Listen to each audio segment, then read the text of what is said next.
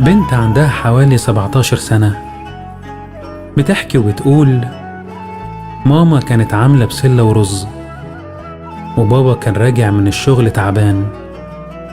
قعدنا على الأكل وبدأنا ناكل، ومع أول معلقتين لقيت طعم البسلة حادق جدا، من الآخر ما يتاكلش. ومن الواضح إن ماما وقع منها الملح غصب عنها. ولسه هتكلم لقيت بابا بيقول لها: الأكل طعمه جميل قوي النهاردة.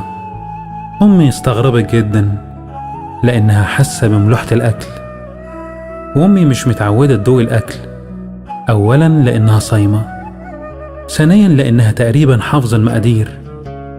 فقالت له: يعني الأكل مش حادق يا حاج؟ قال لها: لا لا لا، الأكل جميل، تسلم إيدك يا ست الكل. خلص الأكل وقام وقال لها: كوباية الشاي بقى من إيديك الحلوين.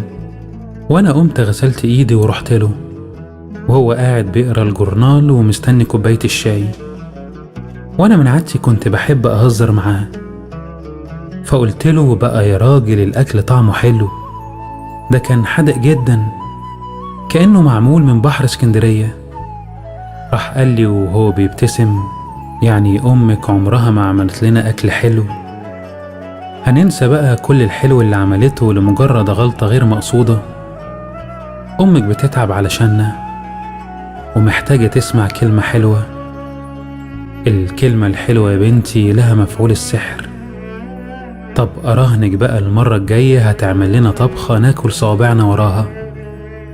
أنا كمان جبرت بخاطر أمك، لأنها ياما جبرت بخاطري وتحملتني. وبعدين يا بنتي ربنا ردها لي فيكو، انتوا كمان بتجبروا بخاطري.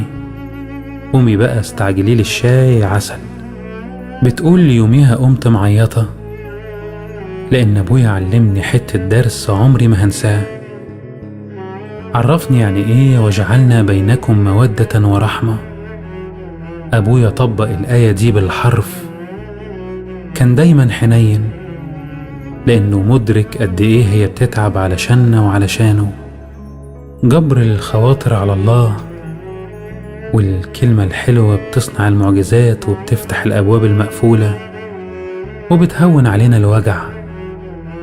جبر الخواطر علاج رباني، لا هو بفلوس ولا بيتباع في صيدليات، والروشتة سهلة جدا كاتبها الرحمن جل شأنه.